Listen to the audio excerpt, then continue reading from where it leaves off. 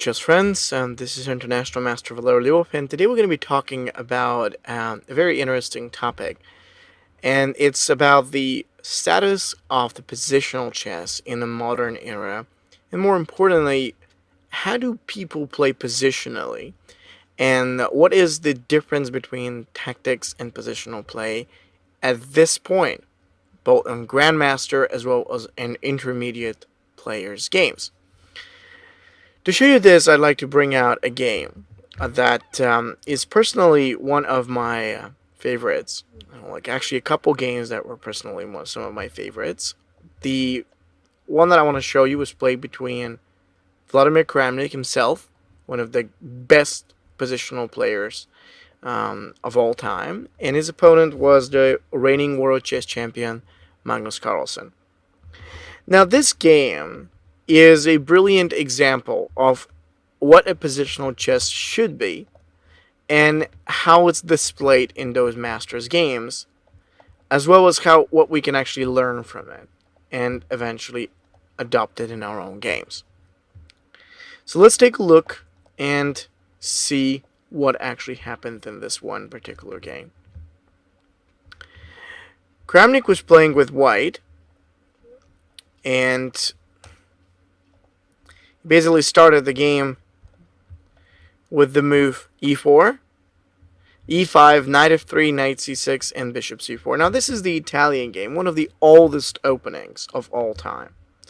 It is interesting, it's good, and one of the things that I like about this game in particular is how easy it is. Really, it's just about the easy way on how it's displayed. And so after bishop c4, when black played bishop to the c5 himself, actually in that specific case, white played with c3, knight f6, d3, d6, and short castles. So things do look quite good, actually.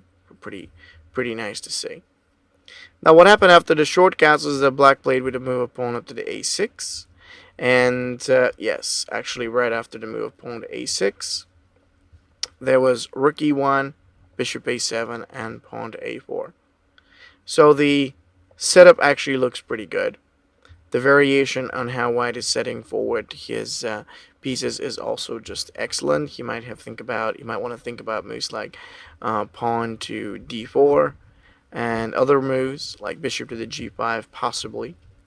So basically black castled short, and actually after short castles, white plays h3, knight e7, d4, knight g6, and knight bd2. So what I've got to say about this specific position is that, everything is more or less perfect. It's like white has this great continuation. And so, for instance, what we find out is that white's got the challenge. He is going to have the ability to play maybe with knight f1, knight g3. And from this point on, white is able to build on the position and the possibilities to follow. And that's a great version to follow up with. It's really great to see this happening. Now what happened actually a few moves later? This is very interesting to see. Well, after knight b to the d2, as it was, basically black played with the move of c6, and then white plays bishop back to d3. Now, here's one thing I want to say, very importantly. The move of bishop to the d3 does not look really perfect, but it keeps white a very effective position. He has the opportunity to now set his knight on the c4, and oftentimes positional play is really all about that. Making sure that you can get your pieces on more advanced squares, and making sure you also can control the center. That's really all you want. That's really everything you need. And white is able to do this beautifully. Now, of course, there will be the move of knight of the c4, but there's a lot more than that too. See, it's not just this. So what actually happens in the game next? Bishop d3, black played rook to the e8.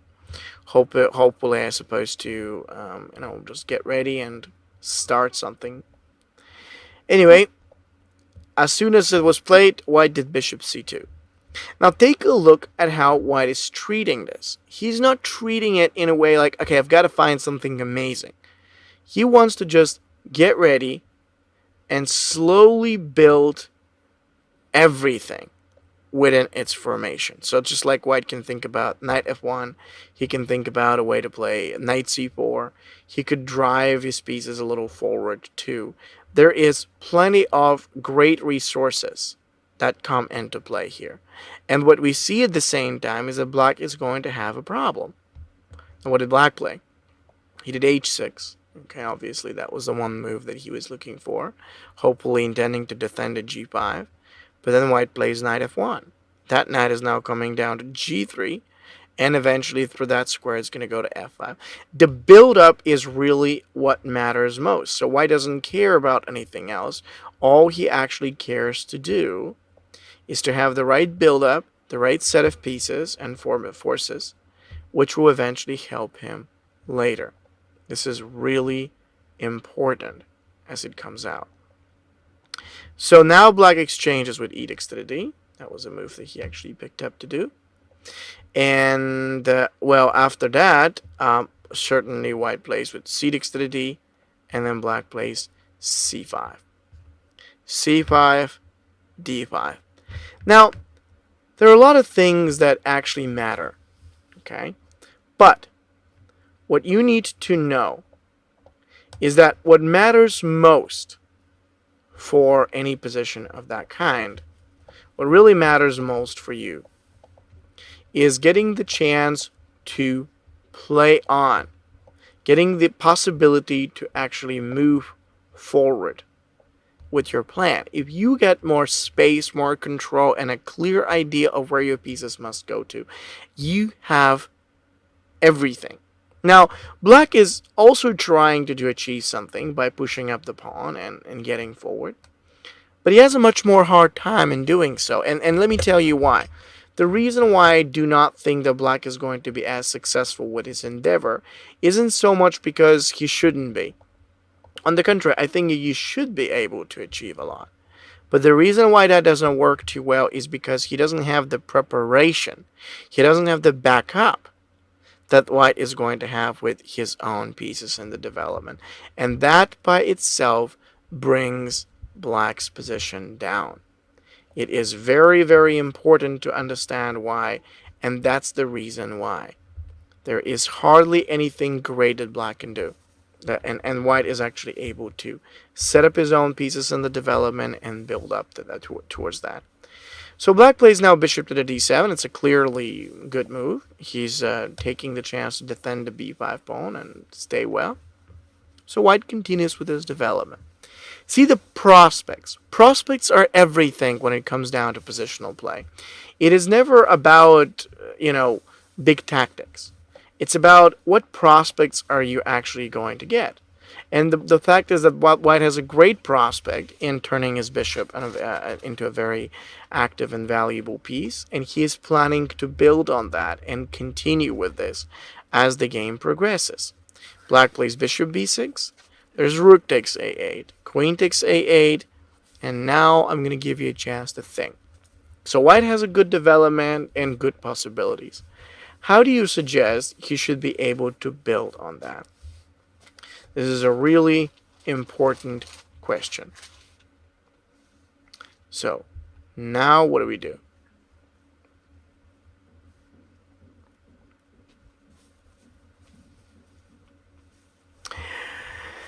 Now see, it's a great example to talk about because a lot of people would just play a move like queen to the d2, and that's a fine move. Okay, don't get me wrong. I like a move like queen to the d2. It makes great sense to play that.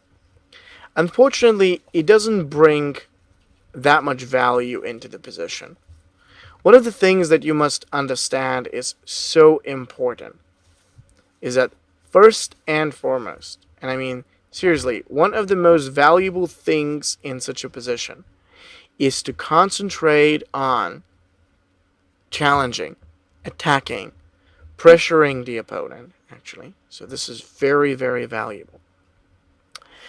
Actually what we get to understand in this type of position is that, number one, we must get ready. We have to advance, and we have to attack out there. So let's see. What does white actually do in this type of position? Well, the first thing is, obviously, pawn up to the b4. Threatening the c5 means that black cannot take due to this bishop on the b6. And next move that white plays is queen a1. You can see that white is now able to transform. This is really interesting. He's able to transform the position into a specific pressure. And that pressure by itself is what makes it so good and so efficient in that moment. So, for example, right now, as soon as this is played out, black has an actual problem. He doesn't have any easy way to go. So he's sort of in a difficult position. Black plays queen to c7, hoping to get to protect everything, and he does, in a way. But then, after queen to the c7, black plays bishop takes h6. You see, when you have more activity, one of the things that you got to understand is that, sooner or later, that type of activity is going to help you big time. And he does help him big time. Now, black can't take on the h6 due to the simple idea that if he does the capture, is going to be the easy way to play queen takes f6. So black would definitely have a lot to suffer. But more importantly, white's perfect. He's got the possibilities to attack. So black played c takes to the b. He tries to defend despite his more passive position, despite everything. He says, okay, I want to just counter you. Okay, so what do we do next? It's a great question. Very important question. Okay, the first thing, apparently, in this type of position is that white must attack. He's got to find out a way to keep the attack, to have more possibilities towards the position. Now, is this possible to do? Yes, it is.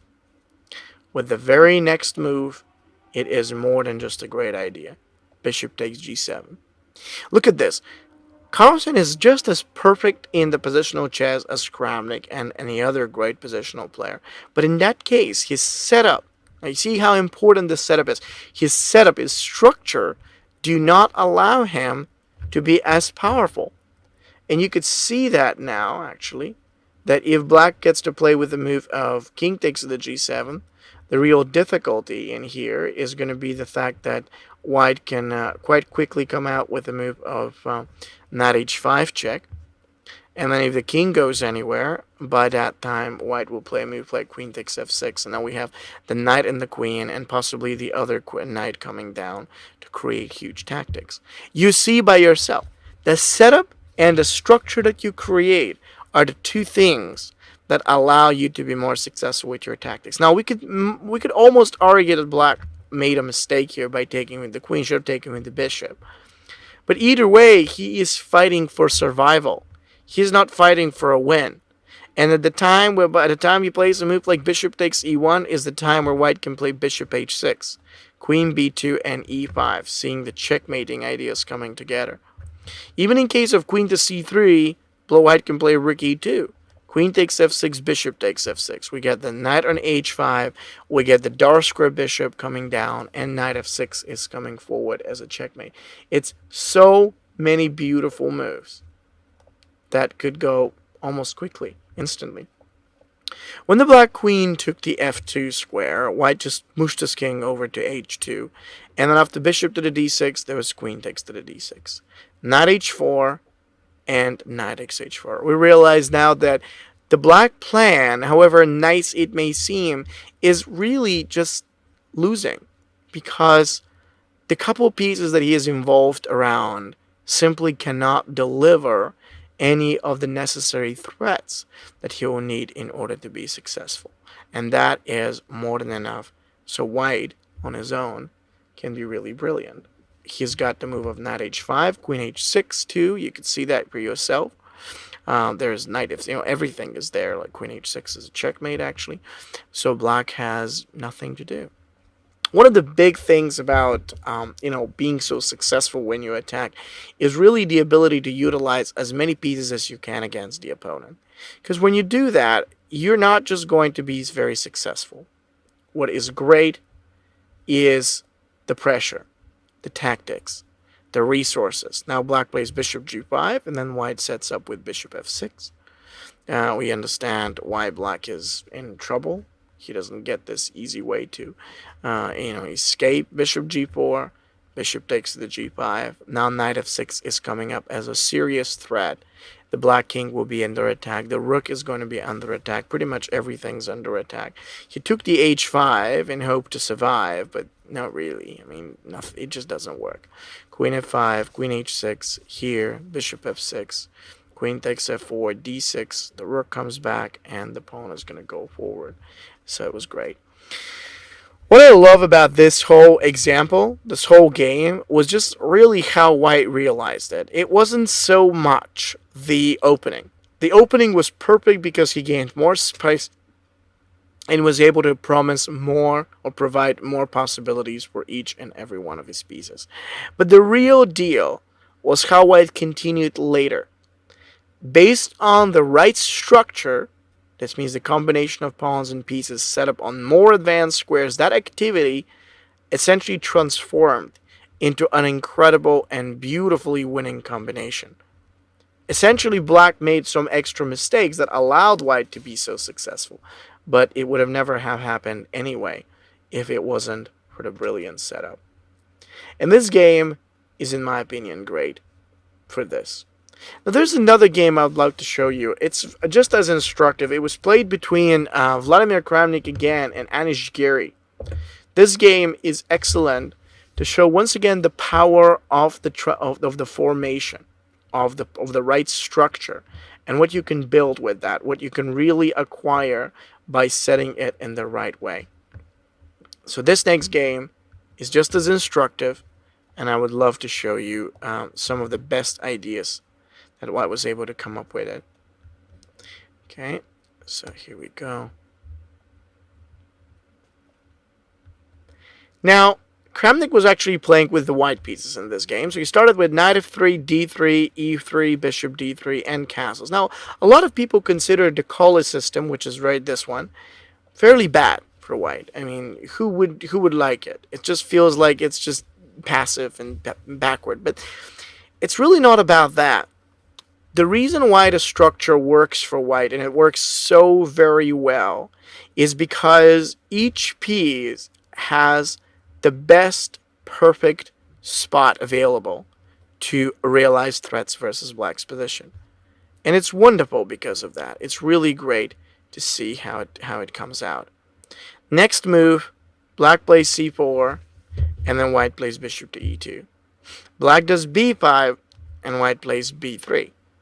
Black continued with the move of bishop to the b7, and white simply developed on with the move of knight on the c3, pawn to b4, and knight to the a4. It is a great move, a brilliant continuation, and you can see in some way white's provoking black to actually start all these advances.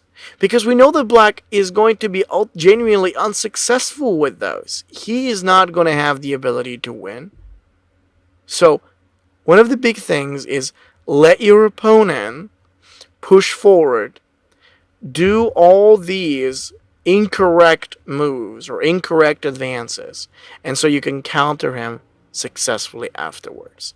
As black continued progressing with the pawns, now you sort of digs himself into a bigger hole, into a wider hole, more and more and more, while white becomes extremely successful with his own way of playing it.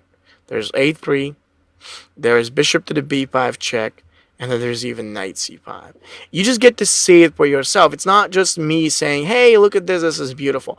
It is beautiful, but the reason why it becomes so successful for white is because black didn't set up. Again, we're talking about the two key elements that are often misunderstood by most chess players. And those are the elements of structure and, most importantly, good activity. Because if you have those two key elements in place, you will be able to, make a lot of pressure, a lot of threats over your opponent, and you can be successful. Now white plays knight c3, forcing black to go up with a b4, and then we do knight a4, c3, knight e5. Black played this move, and then white does a3. Look at this.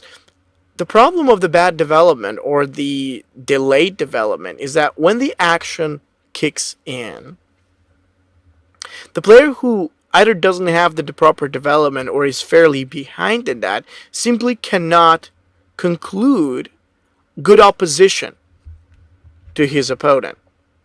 And the real problem, you see, with black in this moment is that he's simply not in a condition to oppose white. That's as bad as it gets, but it's really just that. It is the fact that black cannot set a good opposition in any way versus white's own pieces coming together and setting up an attack.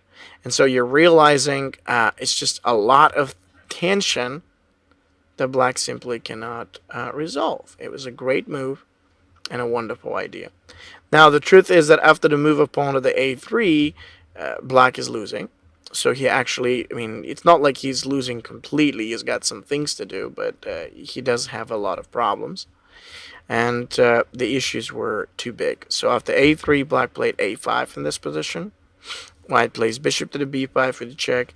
King f8 was played so that he could try to run away with the king from the danger. But it doesn't actually matter so much because truth is, white's very successful. So what is he supposed to do? What's white going to follow up with in this position? Quite a few moves can be played out. My personal favorite is knight c5. And just look at how, the difference is between whites and blacks pieces. Forget the rest. Just think about the difference. The difference is really important because you get to look at the pieces, think about the difference, and then in the end of the day, just compare each of those to one another. There is hardly anything that black can do. White attacks, black stands back, and he doesn't have the chance to do anything. Very, very powerful setup of development. And the reality is that now after the move of knight c5, when black played queen to the b6, white plays knight x to the b7, queen e2, and then I'm going to let you to try and find out white's best move as it's supposed to be. So, what do you think white's got to do? Truth is that white's got a great-looking position. He is well-placed on his own, and he's got space, control, and great stability. So it's really just that one query. How do we do whatever it is that you would like to do in this type of position? So should we challenge? Should we actually try to break through in some way? It's a great question. Very important question, in my opinion. Okay, so what you got to do in a position just like that is this. Expand. You see, expanding is one of the best ways on how you can take advantage of a similar position. And one of the reasons is because when we get to expand, when we really drive our pieces forward, we could be very successful. So ultimately, what white wanted to do in this position was just to go through. He didn't want to attack or do anything special. He just wanted to expand, get ready, attack. And so after knight takes to the e4, the next move is very clear. It's all about just one idea. What was it? Bishop h6 check. It's perfect. Step up. Great variation. And now when black plays with the move king to the e7, white plays f3.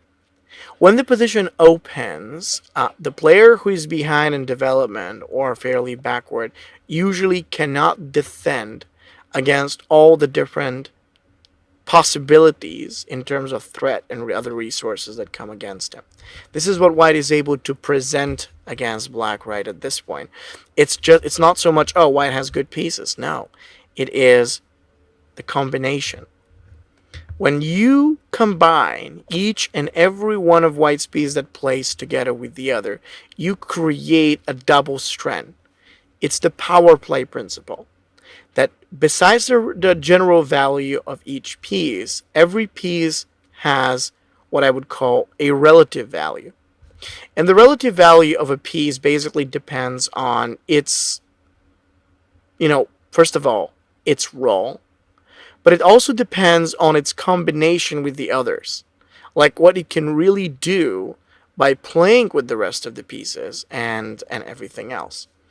And so what we realize at this point is that White's pieces are simply incredible with the attack and the pressure that they create versus Black's king. He doesn't have to defend, and when White played Bishop F4, it was a real deal. It was a killer move. For one, because we see the impossibility for Black to actually defend it. He's kind of losing it. But also the reason of White being able to play with moves like actually Knight takes F7. There's Bishop takes the D5. There's so much else that White can do. Basically, White's losing. Black's losing it. So what we see from this and the previous game in Kramnik's way of playing it is that it was incredibly valuable how he built up the position, but more importantly, it was great how he created an unequal yet very effective advantage in each of the games against top grandmasters, very young players, the world training champion and another top 10 player. And that imbalance gave him all the brilliant combinations that came out later. So my 3 major suggestions for you when you play are the following. First, set up the most active development you can by trying to get as much space as you can and as advanced pieces as you can. Second, make sure that you coordinate your pieces. Make sure that you can put them on squares where they're more effective, but also combine their powers. And 3, give yourself the chance to restrict the opponent. Essentially, by trying to be more active, you're doing it naturally, but sometimes you might need to exchange an opponent's active piece or take away good squares, get a little bit more control over the center. Those type of things, they give you great resources, so you can be very successful. I hope that makes sense, and I hope you can take those suggestions to your next games and make them most successful.